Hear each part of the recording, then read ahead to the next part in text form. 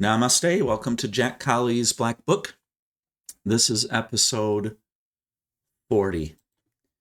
And today we're going to take a look at a song that I wrote called Fred Wept. And a lot of times the pages in my Black Book, if I can't reconcile something, I turn it into a piece of art, or I turn it into a song, because not only is that therapeutic, but it gives me a chance to, in an artistic, creative way, draw attention to something that I have questions about and allow people to interpret as they see fit. And one of those songs is Fred Wept. And this song was inspired by about 5 seconds at my kitchen sink.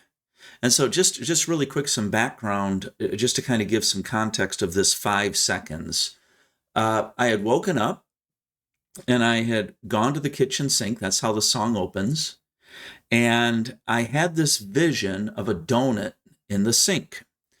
And I'll get into this somewhat, but yeah, I had a vision of this donut in the sink. And that stems from a friend in middle school who, sometimes we wanted to start a punk band. And so we had this thing that we would do.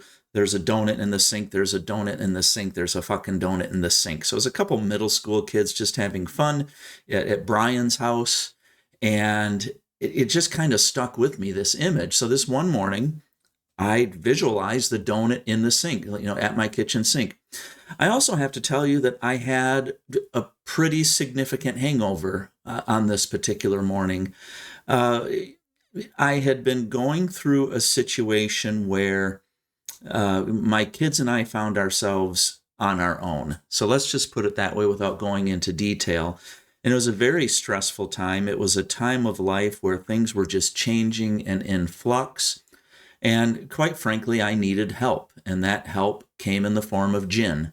And for several weeks, I was just constantly nursing a bottle of gin. I mean, that's what got me through my days during this time period of adjustment, of not knowing where life was taking me, of having to figure out what to do with my kids, even though my kids were, for the most part, they were grown. I think that they were probably 17-ish years old. So I knew they were going to be okay, but it was almost like life shifted in a way that I just didn't know what direction things were going.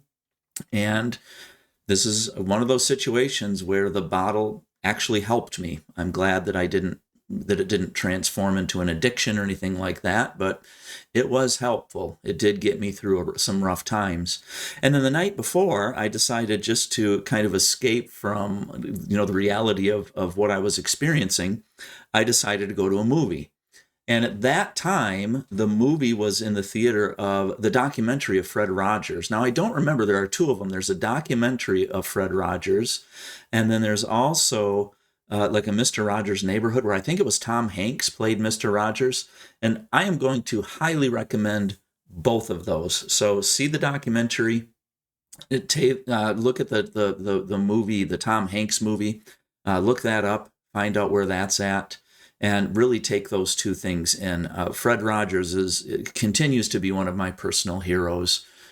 Just the level of compassion and the spirit of that man was just phenomenal. And he kind of comes into this song that I wrote, of course, called Fred Wept. So there, the title is in reference to Fred Rogers. So all of this took place in like this 5-minute span of just standing at the sink. And all of these things came together. I had a hangover because I had been drinking gin.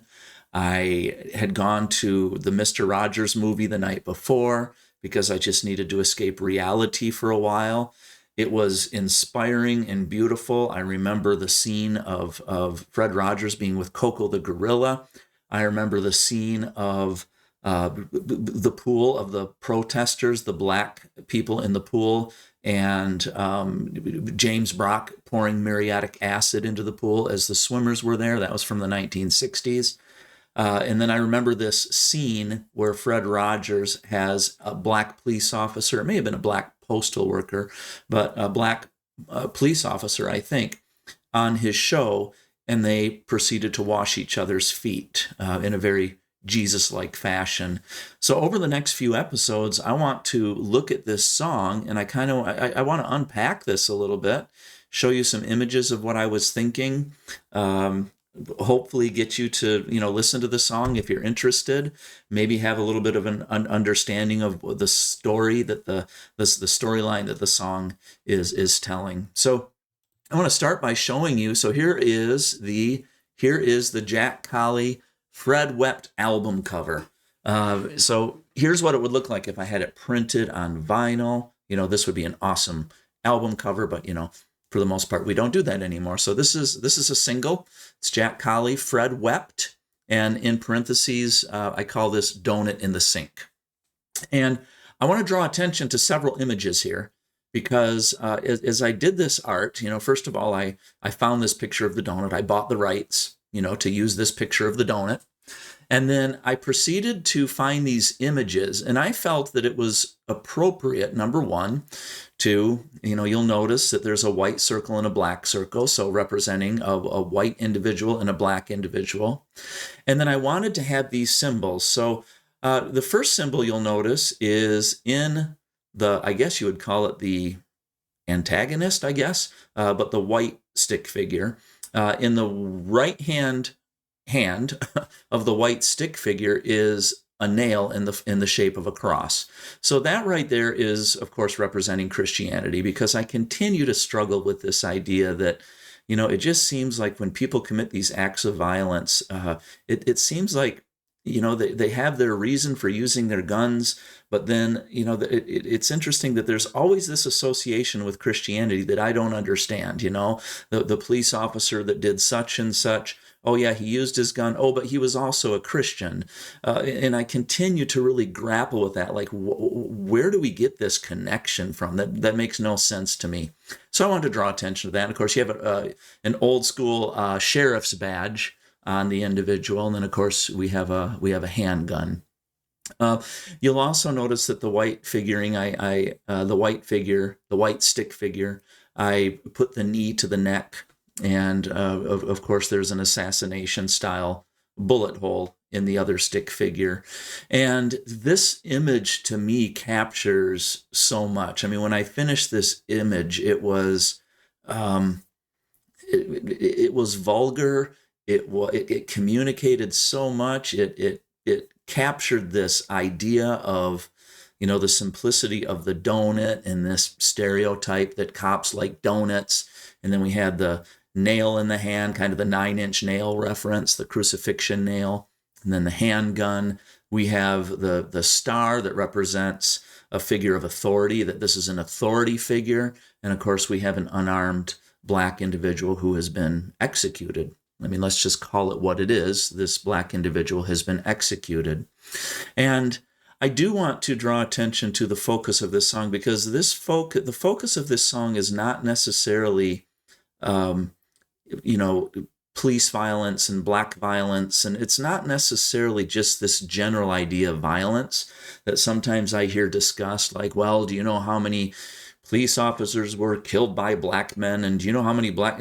It's like, I get that, and I understand that people throw statistics all around, but a lot of what I explore in my music and in my art are these incredible power differentials. And when I think about police officers killing unarmed black men, that ought to be very unsettling to all of us. And it's more that type of violence where I'm focused on in my music and just in raising some of these questions.